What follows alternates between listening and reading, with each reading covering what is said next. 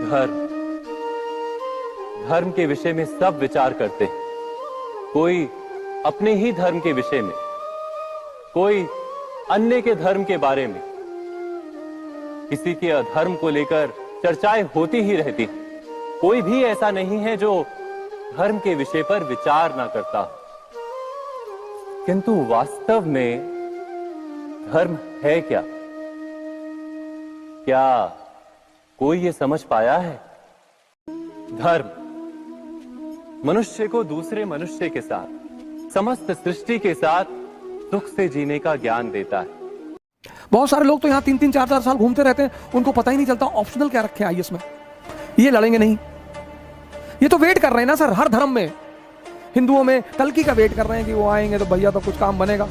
ये लड़ेंगे नहीं। बाहर आकर लड़ने के लिए बहुत सारी चुनौतियों का सामना करना पड़ता है सर। इसको पता है दुनिया में कि हर गेम रिस्क है। हर गेम, कोई भी गेम खेलोगे रिस्क है, कोई भी, पर रिस्क का एक मजा है सर। सरकार ने इनसे कहा पॉपुलेशन कंट्रोल करो, बोले अरे हम थोड़ी पैदा कर रहे हैं, भगवान पैदा कर रहा। बोले तुम्हारा नाम भगवान है? बोले नहीं नहीं।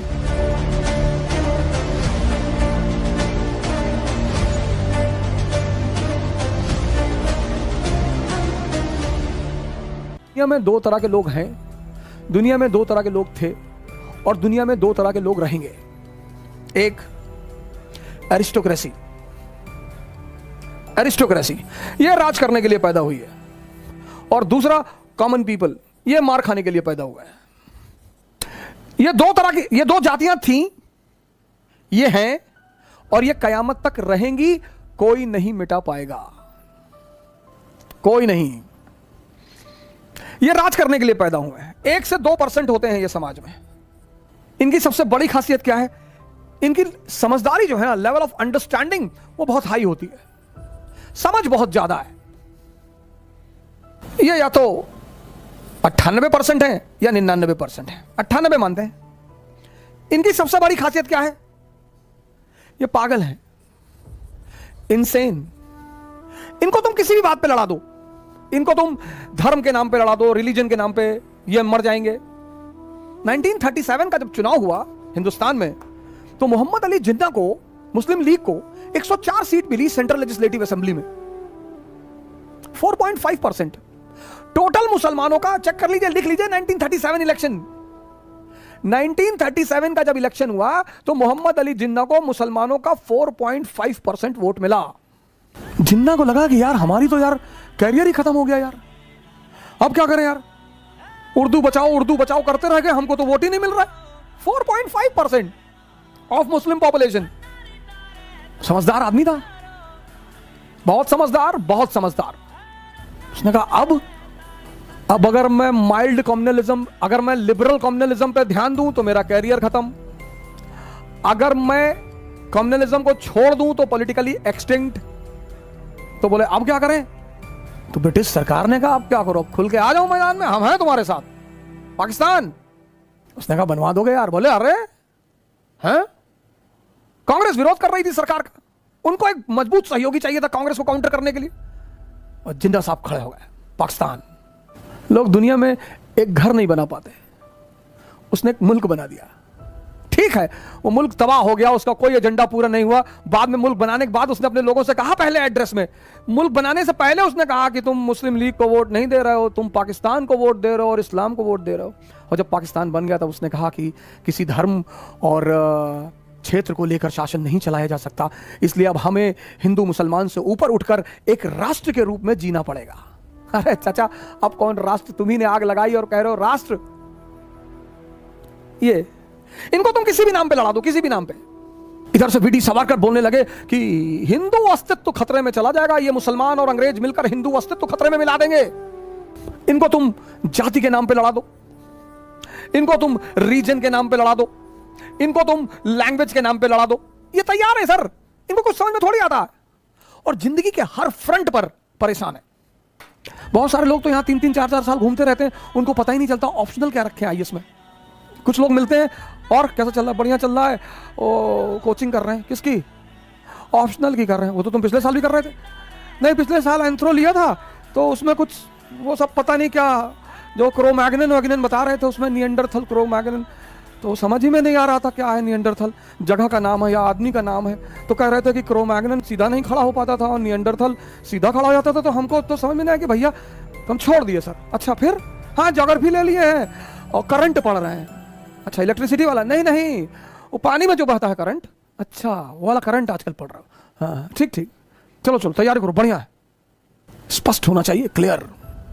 और हर गेम रिस्क है, इसको पता है दुनिया में कि हर गेम रिस्क है। हर गेम, कोई भी गेम खेलोगे रिस्क है, कोई भी। पर रिस्क का एक मजा है सर। हारो पूरी दुनिया गाली देती है तुमको, सब खड़े होके, मम्मी पापा पड़ोसी भाई बहन, कि हम कहे थे आईएएस की तैयारी ना मत करो, हम कहे थे ये मत करो, हम कहे थे वो मत करो, और आप अकेले कोने में बैठे हैं और हंस रहे हैं। आप बेवकूफ हैं तो रो भी सकते हैं। आप हंसेंगे इसलिए कि इनका हित पूरा नहीं हुआ, इनके सपने टूट गए। और अगर आप जीत गए, अरे तो 50 भाई और पैदा हो जाएंगे। ये कानपुर वाली बुआ के छोटे वाले लड़के हैं, अच्छा अच्छा, देखा नहीं कभी। अफ्रीका में कैसीनो चलाते हैं, ओह अच्छा अच्छा। इनको हर चीज में एश्योरेंस चाहिए, हर चीज में, हर चीज में। ध्यान करेंगे तो दिमाग शांत हो जाएगा। ये सब इनकी खासियत है दोनों ग्रुप की। इसको पता है हर चीज में रिस्क है, कुछ भी हो सकता है सर। जिंदगी में सिर्फ एक ही चीज का एश्योरेंस है, मौत का गारंटी बस उसी की है सर। और बहुतों को तो उसने कभी नहीं मारा, आज तक जिंदा है। बुद्ध को कभी नहीं मार पाई वो, महावीर को नहीं मार पाई। कबीर तो कहते ही थे हम न मरब मरिए संसारा, वो तो कहते ही थे हम न मरब। ये दो कौमें हमेशा रहेंगी सर, इनके सिवा कोई है ही नहीं। इनके सिवा जो कुछ भी है वो इन्होंने बनाया है इनको भटकाने के लिए। दुनिया में दो जातियां हैं बस, तीसरी कोई है ही नहीं। दुनिया में दो धर्म है, तीसरा कोई है ही नहीं। दुनिया में दो क्षेत्र हैं, तीसरा कोई है ही नहीं। बाकी सब इन्होंने बनाया है इनको भटकाने के लिए। अब 1 अरब 50 करोड़ सबको कहां से दिला पाओगे BMW सर? सरकार ने इनसे कहा पॉपुलेशन कंट्रोल करो, बोले अरे हम थोड़ी पैदा कर रहे हैं, भगवान पैदा कर रहा है। बोले तुम्हारा नाम भगवान है? बोले नहीं नहीं। लेकिन जब ये एनलाइटेंड मिल जाती है, एनलाइटेंड, तो ये अपने साथ साथ इनका भला भी करती है। ये एनलाइटेंड होनी चाहिए सर। अगर ये बेहोश है, गलत नहीं होती, बेहोश होती है। राम एनलाइटेंड है, मोहम्मद एनलाइटेंड है, गुरु गोविंद सिंह एनलाइटेंड है। औरंगजेब ने पूछा आप संत हैं, आपने हथियार उठा लिया क्यों? और ये आप दाढ़ी और बाल क्यों रखते हैं बड़े बड़े सन्यासियों की तरह? बोले हम सेंट वॉरियर्स हैं, हम धर्म के लिए लड़ते हैं। धर्म मतलब सिखिज्म नहीं, धर्म मतलब मानवता। बोले जब दुनियावी राजा फेल कर जाता है तो संतों का काम है हथियार उठाना। मोहम्मद ने भी तो उठाया, कृष्ण ने उठाया, गुरु गोविंद सिंह ने उठाया। ये सेंट्रल एशिया से जितने भी आक्रमणकारी आते थे सबसे पहले पंजाब के लोग मारे जाते थे। नादिर शाह आया, अब्दाली आया, कहां के लोग सबसे ज्यादा मारे गए? पंजाब के। वो तो गुरु गोविंद सिंह ने खालसा बना दिया था कि लोग बचे रहे। हाँ आप बस इतना कर सकते हो कि अगर ये एनलाइटेंड हो जाए, जैसे मैं आपसे कहता हूं कि आप सिलेक्शन ले लो, 10 साल नौकरी करो और फिर आप आकर आप पार्लियामेंट में बैठो, तो आप इसका भला कर दोगे सर। फिर आप इनका भला कर दोगे, आप एजुकेशन पॉलिसी अच्छी बना दोगे, आप हेल्थ पॉलिसी अच्छी बना दोगे, आप जीडीपी का एक परसेंटेज, ज्यादा परसेंटेज आप हेल्थ को दोगे, ज्यादा परसेंटेज आप एजुकेशन को दोगे, तो फिर ये थोड़ा सा सुकून से रहेंगे। लड़ाई हमेशा चलेगी सर, इस धरती पर लड़ाई कभी खत्म नहीं होगी। ये लड़ेंगे नहीं, ये तो वेट कर रहे हैं ना सर। हर धर्म में, हिंदुओं में कल्कि का वेट कर रहे हैं कि वो आएंगे तो भैया तो कुछ काम बनेगा। ये लड़ेंगे नहीं। बाहर आकर लड़ने के लिए बहुत सारी चुनौतियों का सामना करना पड़ता है सर। जब आप बाहर निकलते हो, समाज हर जगह फ्रिक्शन, ग्रेविटेशन, सारी फोर्सेस आपका अपोज करती हैं। टैलेंट मार्क्स लाना नहीं है सर, टैलेंट है इस दुनिया में अपने आप को शांत बनाए रखना किसी भी परिस्थिति में। कुछ नहीं हो, कोई गाली देने लगेगा आपको, आप विचलित हो जाओगे कि अरे हमको गाली दे रहा है, ऐसे ही दे रहा है, जब से निकला है तब से गाली दे रहा है। आप बात करिए लोगों से, अरे गांधी जी चोर थे। खड़े होने की तमीज नहीं है। कायदे से हवा चल जाए तो उड़ जाए, गोरखपुर से बनारस पहुंच जाए, और गांधी जी चोर थे, इसकी बात का क्या बुरा मानना सर। इसीलिए आज तक इंडस वैली सिविलाइजेशन से लेकर आज तक डेमोक्रेसी होने के बावजूद यह तबका इनके साथ कभी नहीं रहता ही नहीं सर। इसीलिए हर शहर में एक वीआईपी एरिया है, हर शहर में एक वीआईपी एरिया है सर। आप दिल्ली आओ, साउथ एक्स, हर शहर में, जैसे इंडस में था ना अपर टाउन एंड लोअर टाउन, और वो हमेशा तक रहेगा सर।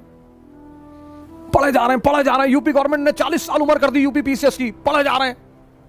पाषाण काल से लोग रहते हैं इलाहाबाद में, बाप बेटे दोनों तैयारी कर रहे हैं पीसीएस की। अरे 1 अटेम्प्ट दे दिए, 2 दे दिए, 3 दे दिए, 4 दे दिए, अब चलो यार दूसरा काम करो, बाकी अटेम्प्ट देते रहो। एक ही बार तैयारी होगी ना, बार बार थोड़ी होगी। 10 साल एक कमरे में बैठ के तैयारी करोगे, हमसे एक हमारे मित्र ने कहा कि पाषाण काल चैप्टर समझ में नहीं आ रहा, हमने कहा इलाहाबाद चले आओ, 2-4 कल्प के लोग मिल जाएंगे, युग की तो बात ही छोड़ दो। हालांकि अब वहां भी माहौल बदल रहा है, अब बहुत परिस्थितियां वहां भी बदल रही हैं, चीजें वहां भी बदल रही हैं।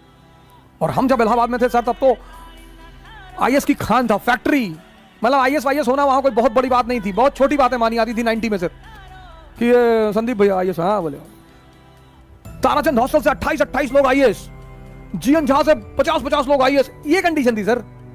ऑक्सफोर्ड ऑफ द ईस्ट कहा जाता था। डायरेक्शन सर, ये हमेशा रहेगा सर, इसको हटा ना पाओगे। बस एक काम कर दो, एनलाइटेंड एरिस्टोक्रेसी, जो राजा तबका है वो एनलाइटेंड तबका होना चाहिए। जय हिंद।